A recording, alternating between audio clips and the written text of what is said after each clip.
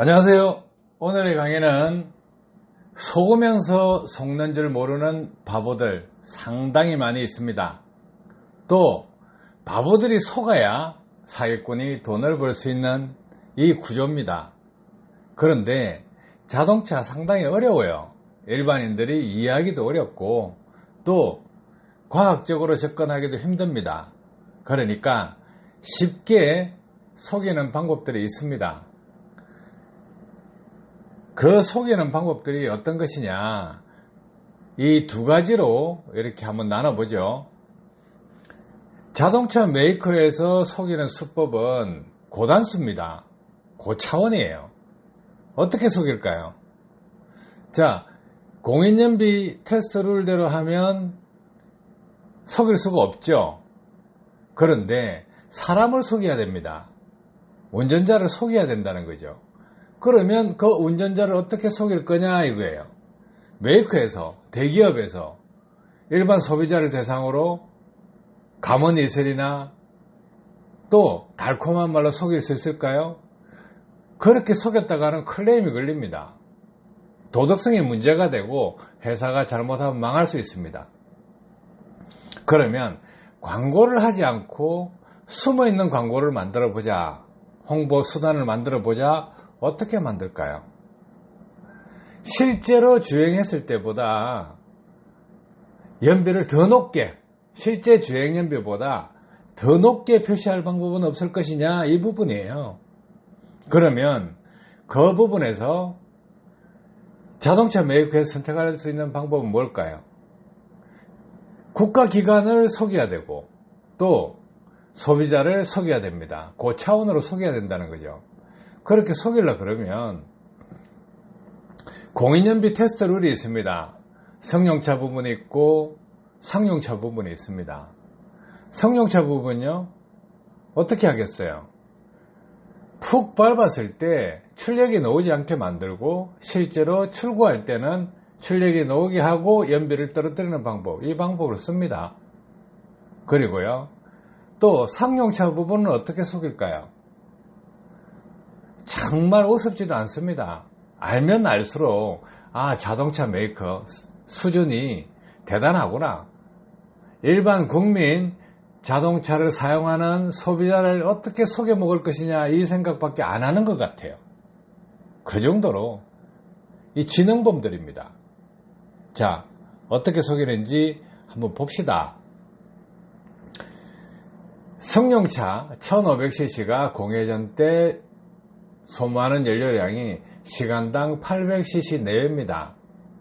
그러면 800cc 내외인데 500마력, 600마력 되는 이런 엔진들이 어떻게 공회전 때 1리터도 안 먹는다, 800cc 먹는다 이렇게 표시할 수 있을까요? 대단하지 않나요? 그렇게 하면 이해가 되겠어요?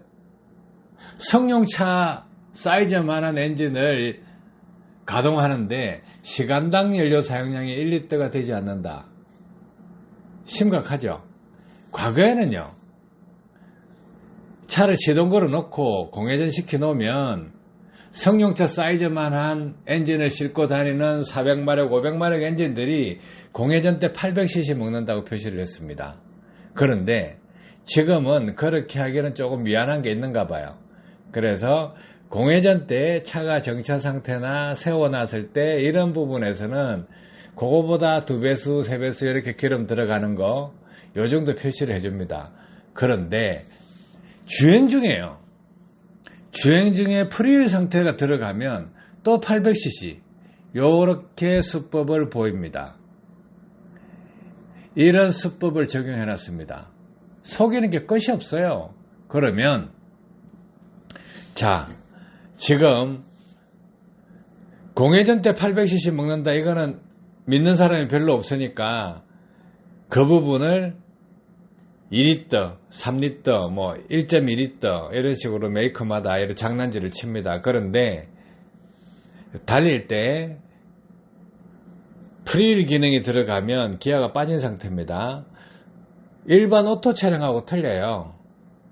오토 기반의 오토하고 틀리고 수동 기반의 오토이기 때문에 기어를 빼면 공회전 기름이 들어가야 됩니다. 그런데요, 이때 순간연비를 가지고 계산을 해보면 아, 공회전 때 800cc 먹는구나 이렇게 보입니다. 그럼 뭘까요? 자, 일반 운전자, 소비자 눈도 속여야 되고 실제로 연비가 많이 나오게끔 만들어야 되니까 그 연비를 믿게 되는 거죠. 많이 나오게 만들면. 그러면 소비자는 아, 내 차 연비 좋아 이렇게 하는데 실제로 주유를 해보면 기름 많이 들어갑니다. 많이 속인다는 거예요. 믿지 마세요. 트림 연비. 그런데 안 믿어야 되는데 하면서도 믿고 있죠. 몇 프로 오차 난다. 자, 몇 프로 오차요? 시내 주행에 들어가면 오차율이 줄어들고요. 고속도로 주행을 하면 오차율이 늘어납니다. 해보세요. 자동차 메이커 속이는 방향은 정해져가 있기 때문에 그 부분을 보면 알 수 있습니다. 그리고 자동차 메이커에서 국산차다 수입차다 이렇게 하면 자기 차 좋다고 홍보를 해야 되잖아요. 그러면 동일한 운행 코스, 동일한 적재량, 국산차 수입차 대비해서 합니다. 그럼 홍보 주체가 누구냐에 따라서 연비 차이가 나버린다는 거죠. 자, 국산차를 가지고 한다. 똑같은 주유 방법으로 같은 주유소에서 주유를 하고 똑같은 적재량을 싣고 동일한 코스를 갔다 왔는데 국산차 연비가 훨씬 높습니다. 수입차 연비가 훨씬 낮아요. 왜 그럴까요? 그것은요, 운전자가 개입되기 때문입니다. 운전 잘하는 사람이 국산차를 타면 연비가 높게 나올 것이고 수입차를 타면 수입차 연비가 높게 나올 것입니다. 그 공간이 너무 크기 때문에 그래요. 얼마든지 장난 가능합니다. 이렇게 해서 자동차 메이커에서 장난을 친다 이거예요. 그러면 그것도 오감에 관한 연비죠. 그죠? 그리고 또 한 단계 더 넘어가 봅시다. 연료절감 상품요. 상당히 많이 있죠. 그런데 그 효과들 전체다가 어떻게 접근합니까? 공인연비 테스트 룰에 기준해서 연료절감료를 산출했을 때 효과가 하나도 없다고 다 떨어집니다. 그런데 시중에는 전부 다 효과 있다고 하는 연료절감 상품들이 너무 많아요. 왜 많을까요? 그 효과들 하나같이 똑같은 방법을 하고 있습니다. 운전자 개인의 오감연비입니다. 오감연비로 속인다는 거죠. 한 사람 한 사람이 효과 있다, 연비 몇 프로 올라갔다 이렇게 하잖아요. 자기가 평상시에 관리를 안 했다, 정비를 안 했다, 운전을 못했다, 여기에서 자기가 운전 스타일을 조금 바꿈으로 해서 효과 있는 것을 연료절감 상품의 효과라고 덮어씌웁니다. 그러면 실제로 효과가 있을까요? 실제 효과요? 과거부터 지금까지 수십 년간 연료절감 상품에가 효과 있다는 상품 없었습니다. 그게 운전자 개인의 오감연비를 빼버리면 효과가 없는데 왜 오감연비를 이어버리면 효과가 있을까 이거예요. 좀 냉정해지셔야 됩니다. 자, 오일 첨가제예요. 많이 나왔죠. 초기에 뭡니까? 오일 첨가제라 하지 않고 코팅제라 그랬습니다. 거갑제, 기밀제, 오일 첨가제 이런 식으로 바뀌었었는데 효과 있었나요? 효과 별로 안 나와요. 초창기에요.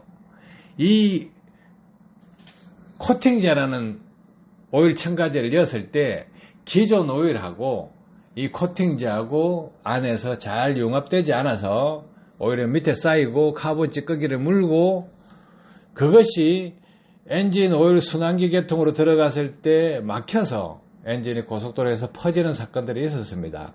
그래서 그 시장이 완전히 전멸했었어요. 카센터에서 많이 취급하다가 오일 코팅제를 추가 안 한 게 카센터에서 엔진 코팅제를 판매하지 않은 것이 그런 사건들이 몇 개 일어나서 문제가 됐기 때문에 엔진 코팅제라는 말이 슬그머니 없어지게 된 것입니다. 또 그 다음에 뭐 거갑제로 나오고 그 다음에 첨가제로 나오고 이렇게 이름만 바뀌었을 뿐이에요. 그 시장 합성유가 나오면서 또 없어지게 되죠. 자, 그런 과정을 거쳤고요. 연료 첨가제 과거부터요. 또 이것도 엄청나게 많이 나왔어요. 디젤차 첨가제, 휘발유차 첨가제 많이 나왔습니다. 많이 나왔는데 세정 효과가 있다. 세정 효과 있으면 뭐 할 건데요? 그런데 자, 효과가 안 나온다. 뭐 청소는 되는데 세정은 되는데 효과가 안 나온다. 연비 효과 거기서 나오는 거 아니니까 그러면 자, 효과가 조금 나오기 하기 위해서 그 올렸을 때 휘발유 차량은 옥탄가를 높여준다. 경유 차량은 세탄가를 높여준다. 그 성분들을 또 집어여가지고 효과를 내려고 합니다. 그런다고 효과 나올까요? 해보세요. 일단 속아봐야 맛을 압니다. 몇 번 속아보세요. 그래야 이렇게 이야기해주는 거, 경험에서 나오는 이야기를 해주는 게 올바르다고 이해할 거 아닙니까? 자, 그 다음에 냉각수 첨가제. 냉각수 첨가제도 상품들이 엄청 많이 나왔어요. 액체로 된 것도 있고요. 뭐 세라믹 볼 같은 거 엮는 것도 있었고, 한다고 효과가 나오나요? 이것도 한번 해보시라고. 다 해보셔야 자신이 탐구정신이 있고 연구정신이 있고 하다 보면 한 번씩 다 겪어봐야 됩니다. 결국은 이래 거치면서 자기가 무지하다, 바보였다는 걸 알게 됩니다. 자, 흡기량 조절요. 공기를 들어오는 양을 흡기량을 조절한다. 많이 들어오게 한다. 적게 들어오게 한다. 자, 흡기량 조절하려고 그러면 많이 들어오게 하려면 에어클리너 방식을 바꾸면 되겠죠. 오픈식으로. 그럼 공기량 더 들어오죠. 그러면 출력이 증가하겠죠. 출력 증가할 수밖에 없습니다. 흡기 센서에서 공기량이 많이 들어오니까 공기가 많이 들어온다고 ECU에 신호값을 줄 것이고 ECU에서는 거기에 맞는 공연비를 맞추기 위해서 연료 분사량을 늘릴 것이고 그럼 출력이 늘어나겠죠. 자, 그렇다고 연비가 올라갈까요? 해보시라고 이것도. 자, 배기와류기 있습니다. 배기와류하면 효과가 있다. 만들어 보세요. 만드셔가지고 실제로 달아보시라고. 시중에 팔고 있는 그런 배기와류기 그건 아닙니다. 좀 공학적으로 접근하시라고. 공부도 좀 하고 뭐 설계를 하면 제대로 해야 될 거 아니에요. 실제로 근거가 있어야 되고 이유도 있어야 되고 논리적으로 맞아야 되고 그렇게 했을 때 몇 프로 효과 날까요? 1%, 2%, 3%? 뭐 그 정도 선이겠죠. 흡기와류기요. 자, 흡기와류기를 했을 때 효과가 있을까요? 공기가 들어오는데 흡기와류기를 달았다. 공기압 과급을 더 시켜주겠다. 효과 있을까요? 이것도 해보세요. 다 해보셔야 돼. 해보시고 내가 바보였구나 깨칠 때까지 시간이 좀 걸립니다. 계속 사보세요. 사가지고 해보시고 노력해보시고 다 해보셔야 돼. 하지 마라 하면 뭐 이렇게 또 뭐 방해하는구나 이렇게 할 수가 있죠. 해보세요. 세월이 10년 걸리든 20년 걸리든 이것저것 만들어 해보시라고. 연료압력 조절 장치요? 이것도 해보시라고. 자, 연료를 저압범퍼, 고압범퍼 있다 그러면 저압범퍼 전 단계에서 연료압력을 일정하게 고정시켜준다. 안정화시켜준다. 그 몇 프로 효과 있을까요? 해보시라고 이것도. 커먼 에일 엔진에는 연료압력을 조절하기 위한 장치들이 다 달려 있습니다. 달려 있는데 그 전단에서 연료압력 조절한다. 이것도 해보시라고. 하지 마라 아니에요. 해보세요. 연료압을 안정화시켜주는 이 방법도 해보시고 또 커먼 에일 같으면 연료압력 조절할 수 있습니다. 전압값을 변조시켜버리면 됩니다. 센서값에 ECU에 전달되는 그 전압값을 변조시키면 됩니다. 그것도 해보세요. 흡기량 조절하는 전압 조절도 할 수 있고 또 연료압력 조절하는 센서값의 신호를 변조해서 또 조절할 수도 있습니다. 연료압 안정요. 이거 또 조절할 수 있어요. 속도를 빠르게 제어를 하면 됩니다. 자동차 메이커에서 속도 있죠. 이슈 프로그램 돌리는 속도, 그 속도를 또 빠르게 한다든가, 안 그러면 전압을 안정화시키는 회로를 만들어서 할 수가 있습니다. 또 뭐 하드웨어적으로 접근할 수 있는 방법도 있어요. 해보시라고, 이것도. 다 해보세요. 자, 이슈라는 놈은 또 어떻게 되어 있냐면, 과거에는 이슈 전기하고 차체 전기하고 같이 썼어요. 그런데 자동차 기술이 발전하면서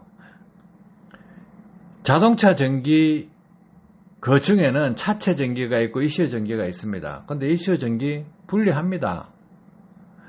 DC to DC를 해서 완전히 분리시키고 있습니다. 그런데 전압 안정기 달아가 효과 있다 해보세요. 안 해보면 몰라요. 다 해보시라고. 그러면 전압 안정기 가지고 작업이 들어가면 어떤 현상이 생기냐면 트립상의 데이터도 오류를 줍니다.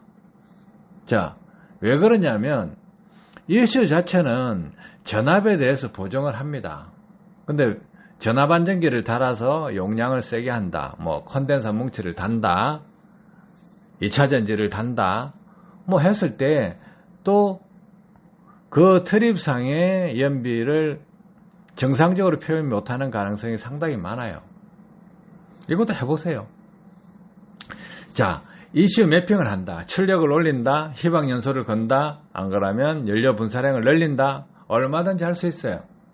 마력수 높일 수가 있어요. 힘없다면 마력수 높여버리죠. 10%, 20%, 30% 높이잖아요. 자, 높이가 해보세요. 높이가 해보시면 출력을 올렸을 때 어떤 현상이 생기냐면 엔진 과열이 생깁니다. 엔진 과열로 인하면 오일 온도가 높아지겠죠. 그럼 엔진 수명이 떨어집니다. 이거도 해보세요. 배기 튜닝이요. 배기 튜닝을 하면 어떻게 되겠어요? 배기 쪽에 배기장이 많이 생길 거 아니에요? 그럼 뻥뻥 뚫어 보세요. 그럼 시끄럽죠? 시끄러운데 산소 센서에서 농후한 연소라고 판단하던 게 희박 연소라고 판단이 되겠죠. 배기 쪽을 뚫어버리면 희박 연소라는 신호값을 이슈해 주면 연료 분사량을 더 늘립니다. 그럼 산소 센서에 영향을 주는 거예요. 자, 흡기 튜닝 또 해보세요. 이 모든 것들이요, 자동차 메이커에서 균형을 맞춰 놓은 거예요. 그런데 자동차 메이커에서도 모든 부분을 완벽하게 만들지는 못합니다. 한쪽에 좋게 만들려면 한쪽이 기우니까 균형점을 맞춰 놓은 거예요. 그런데 그 균형점을 조금 뒤틀어가 효과 놓은다? 놓을 수 있겠죠. 그런데 전체 회전수 영역에서 놓을 수 있냐 이거예요. 공회전 RPM에서 레드존까지 가는 RPM, 그 다음에 연료 분사량, 연료 차단에서 풀 분사까지 전체 공연비를 다 맞출 수 있냐 이거예요. 힘들죠. 단순하지가 않는 거예요. 그래서 자동차 메이커든 애프터마켓에서 연료 절감 상품이든 결국은 의존하는 게 뭡니까? 운전자를 속여야 되는 거예요. 운전자를 속이기 위해서는 어떻게 속일까요? 오감연비입니다. 오감연비요. 실제로 과거에는 이 트립연비계가 없을 때는 실제로 주유소에 가서 운전자들이 주유를 하면서 연비 일지를 적으면서 실제 연비를 비교하는 그런 과정이 있었습니다. 요새는 디지털화 되니까 자동차 메이커에서 트립연비만 속여버리면 됩니다. 그러면 내 차 연비 잘 나와. 근데 주유하면 안 나와. 이거죠. 그런데 운전자가 트립연비를 보고 내 차 연비 얼마다 하고 떠들고 있는 거예요. 바보들은 그렇게 속아 넘어갑니다. 자, 그러면 연료 절감 상품을 개발하거나 판매하는 사람 또 소비자들은 어떻게 할까요? 또 오감연비예요. 어떤 오감연비 할까요? 달아보고 자기가 운전을 탁 했을 때 연비가 올라갔다. 그러면 그 상품이 효과가 있다 이렇게 합니다. 말도 안 되는 논리를 펴요. 차에 이상을 줘버립니다. 일단 이상을 주면 출력이 올라가든 차가 끈끈하든 안 나가든 이렇게 딱 정해지는데 대체적으로 파워가 나오게끔 만드는 거죠. 연료 분사량을 늘려서 그러면 차가 잘 나간다 돼요. 그러면 차가 잘 나가니까 연비가 높을 것이다. 이렇게 생각하죠. 그런데요. 그 이면에는 뭐가 숨어 있는 줄 아세요? 운전 방법 교정이라는 게 들어갑니다. 자, 연료절감기나 연료절감 상품을 취급하는 사람들 처음에 어떻게 접근하냐. 연료절감 효과를 만들어내기 위해서 연료절감 효과를 만들어내기 위해서 정비 분야, 관리 분야, 운전 방법 분야 이 세 가지 분류 중에 정비 분야 이 부분 잘 안 되겠죠. 그러면 정비 분야를 어떻게 하냐. 차가 상태가 안 좋다면 오일 첨가제, 실린더 라이너하고 피스톤 링 사이에 압이 새는 부분, 그 부분에 보링을 할 수가 없으니까 오일 첨가제하면 그 부분에 압력 새는 것이 좀 완화되겠죠. 그러면 이 정비 분야입니다. 오일 첨가제.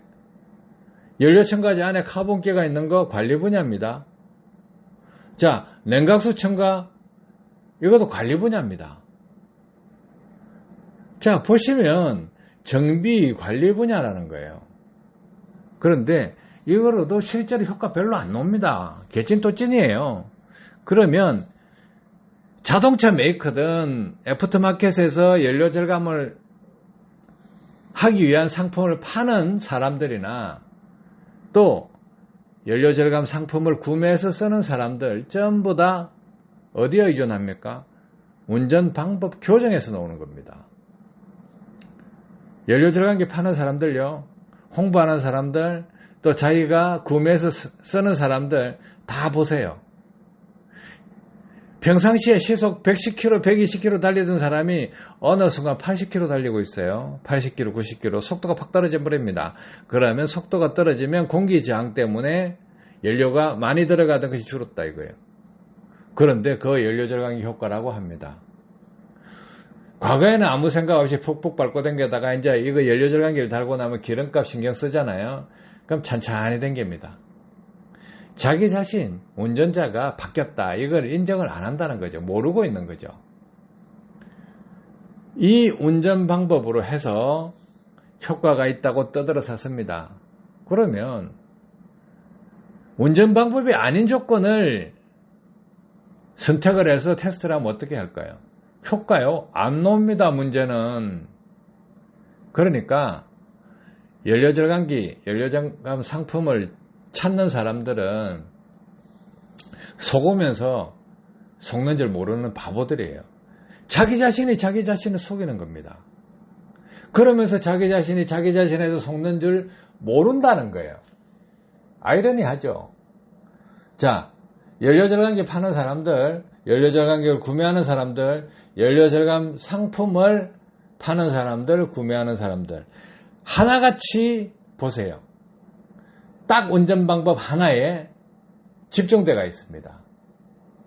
그건 결국은 뭐냐면 자동차 메이커든 연료절감 상품을 판매하는 사람이든 모두 다 인정하는 방법은 무엇이냐?